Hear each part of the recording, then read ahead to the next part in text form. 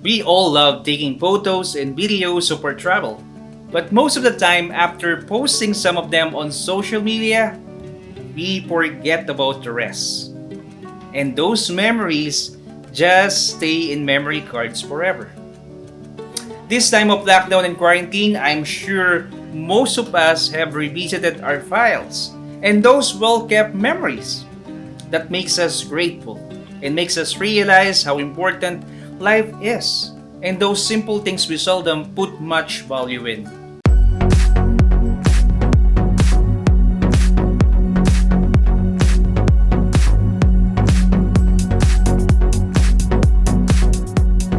And so in this video, join us as we reminisce our last family travel in the Lion City of Singapore. While compiling the video, the first thing I noticed is how much my kids have grown. Hello, Kuya. Hi. Hi, Pam. Are you ready? Yes, we're going. Okay. Hi, Pam. Not a friend. Yes.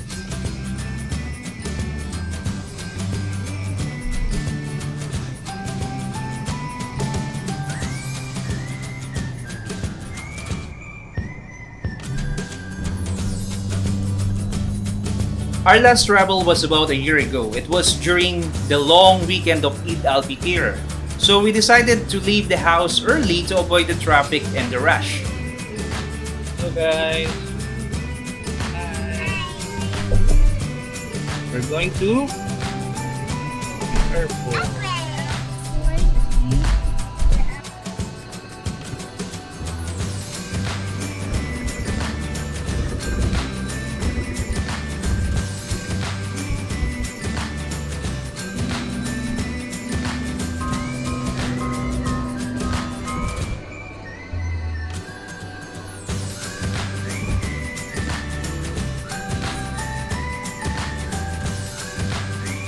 There. We're now at the airport. So now I'm out.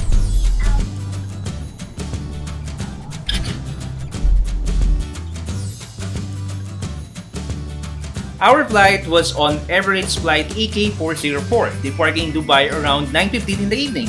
But we are already in the airport before 6 p.m.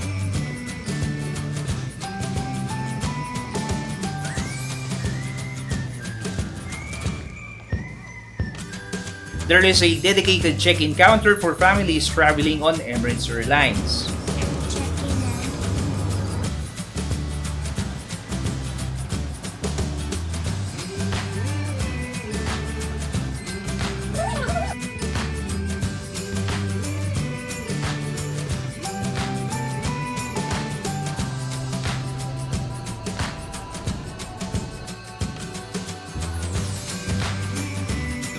In the meantime, the kids had their Happy Meal while waiting for boarding time. So now,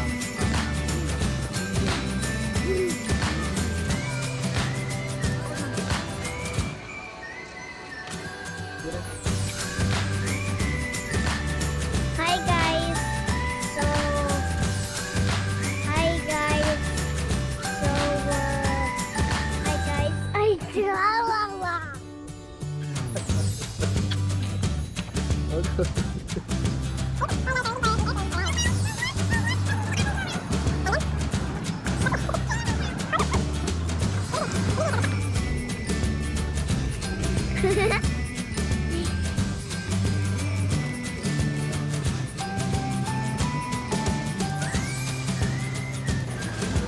So we're going now.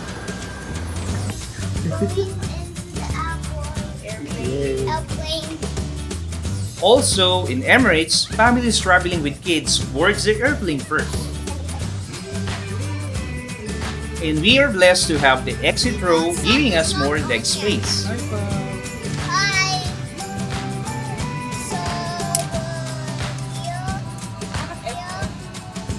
So we're here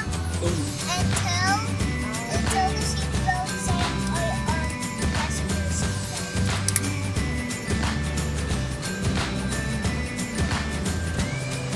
Travel from Dubai to Singapore usually takes around 7.5 hours.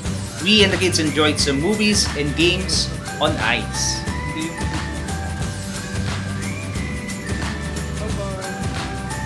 And before we knew it, we are almost there. We were greeted by the beautiful clouds that day.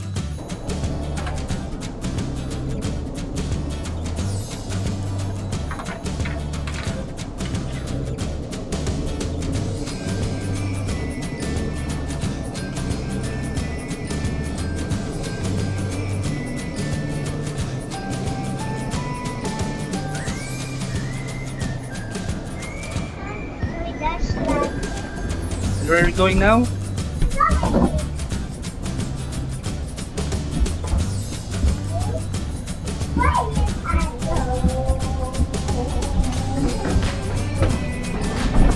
We landed in Singapore around 8:30 in the morning.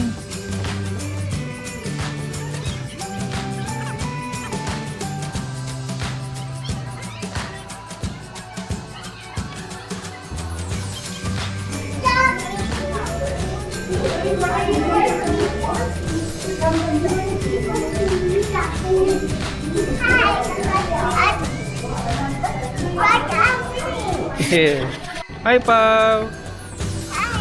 Hello. What? Terminal 1 of Changi Airport. On Changi Airport.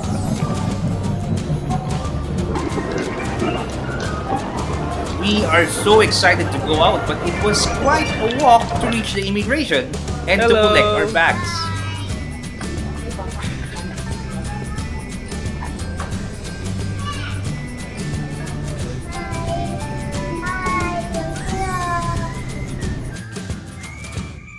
The good thing is that Singapore Airport is so beautiful, winning the best airport in the world for many years.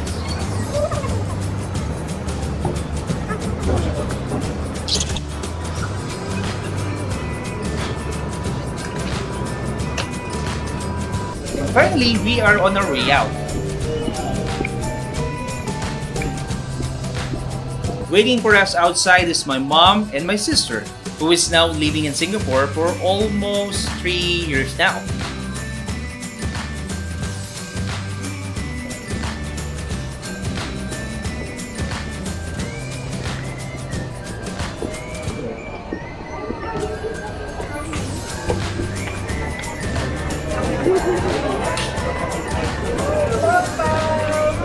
Living abroad and being away from our families makes this kind of moments something to really be thankful for. Those kisses and hugs are usually accompanied by prayers of thanksgiving to God for allowing us to see each other and be together again. You're also crying?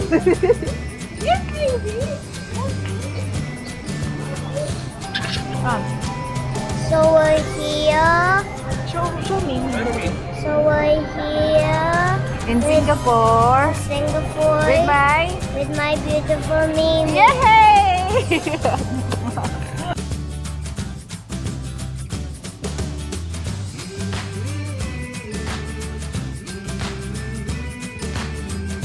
The Jivo Changi Airport just opened that time and we were really amazed by it.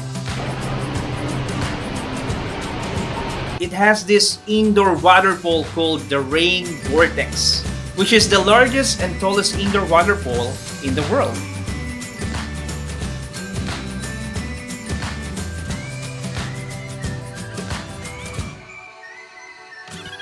We took some quick pictures, but we will definitely come back and spend more time to explore it.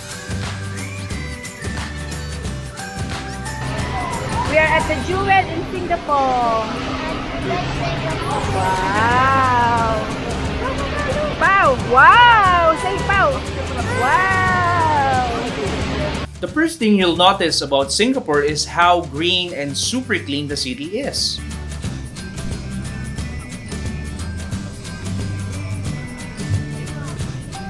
Well, littering in Singapore will cost you $1,000 fine and a possibility of facing jail time.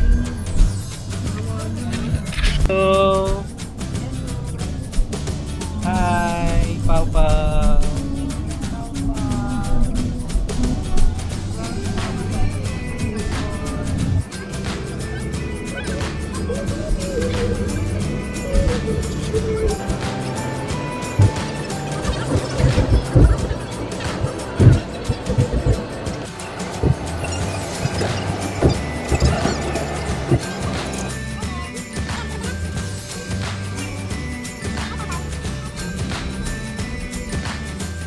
It took us 30 minutes from the airport to Sembawang, the place of my sister where we are also going to stay.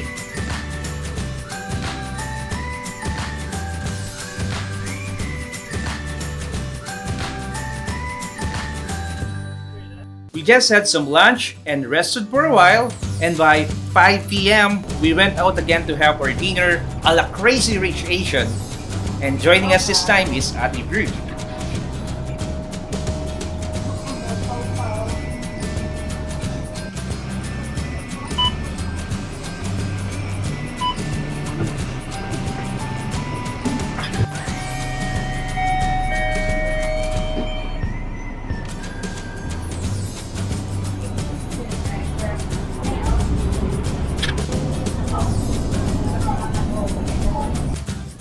Public transport is very cheap and convenient in Singapore.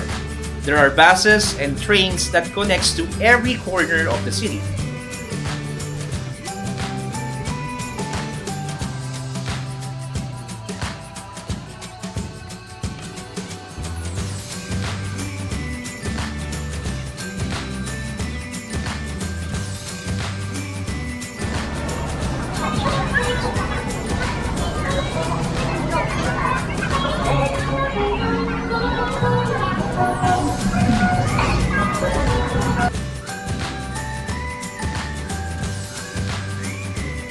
You need an EasyLink card that will allow you to travel by bus and train by simply swiping it over the sensors as you enter and leave a station or bus.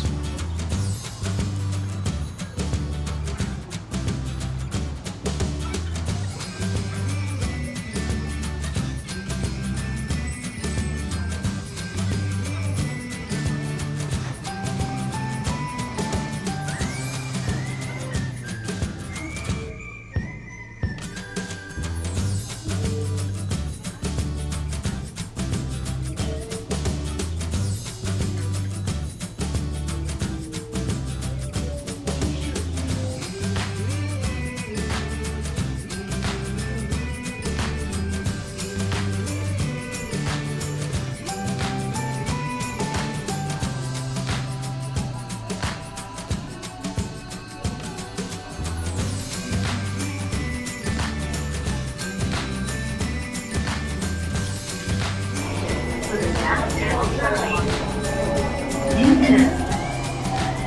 Please mind the platform gap. It costs only $3 for a 20-minute ride from Sembawang to Newton Metro Station.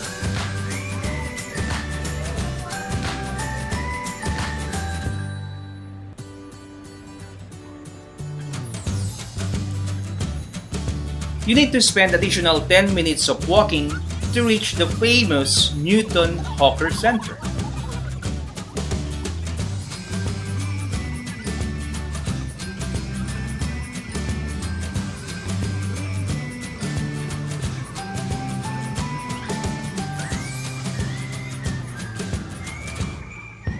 And if you have seen the movie Crazy Rich Asian, once you get to the place, it will make you feel that you are inside the same scene. Heaven on earth! I feel hungry. I am bloody starving. 我要你，我要你。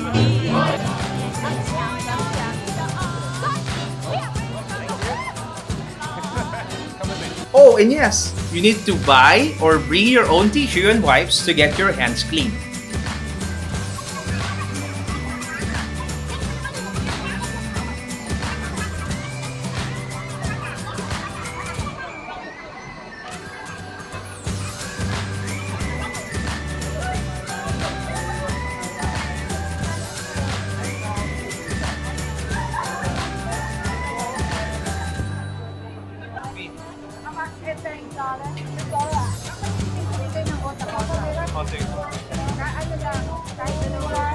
The place is packed with locals and tourists alike.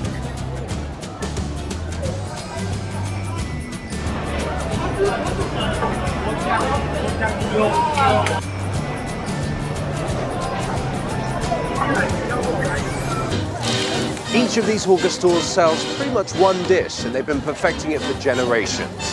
You know, this is one of the only places in the world where street food vendors actually earn Michelin stars.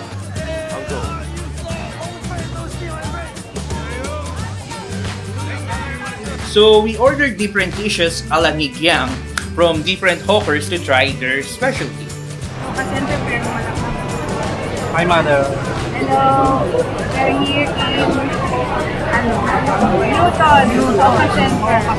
Dito nag-shooting ang Crazy Rich Nation. Crazy Rich mamita ka na. Sate dupulo, 10 ayam, 10 daging.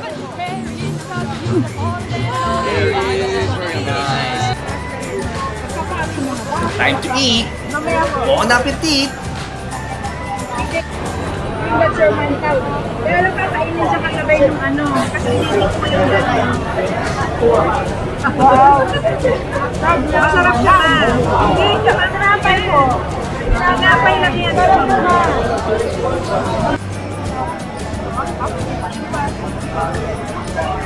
Ayun, carrot cake. Carrot cake.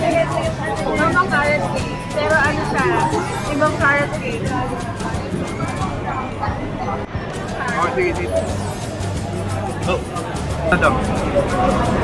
Cereal prawn. Wrong. Then, magugustuhan yung cereal. Ay.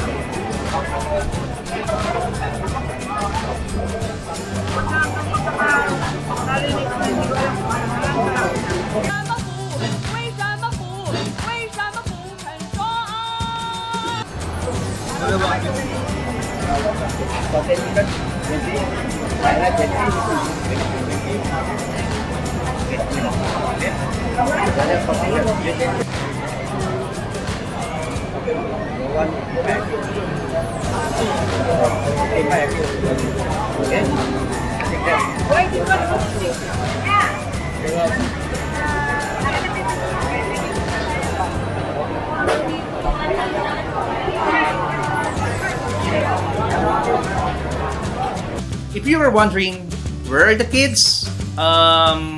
Well,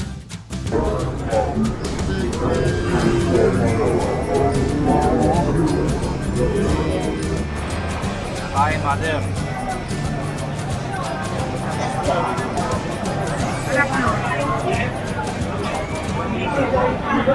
Ay, mama ang Singaporean.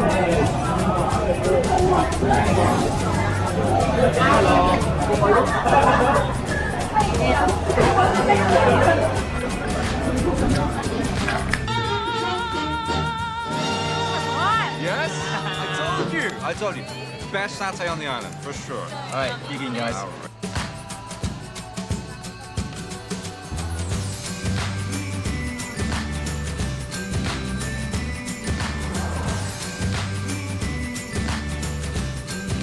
we reached the metro platform by 9:15.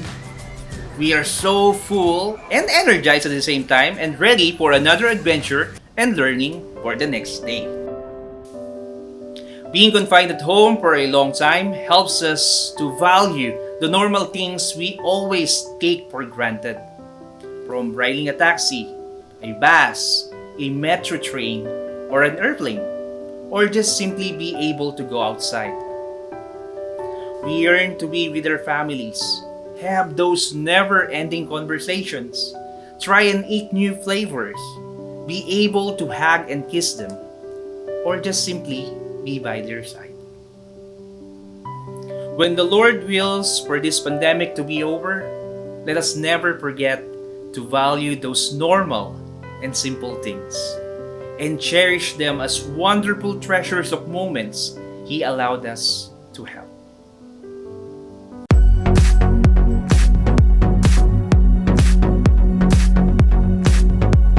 So that's our day 1 in Singapore. See you again for day 2.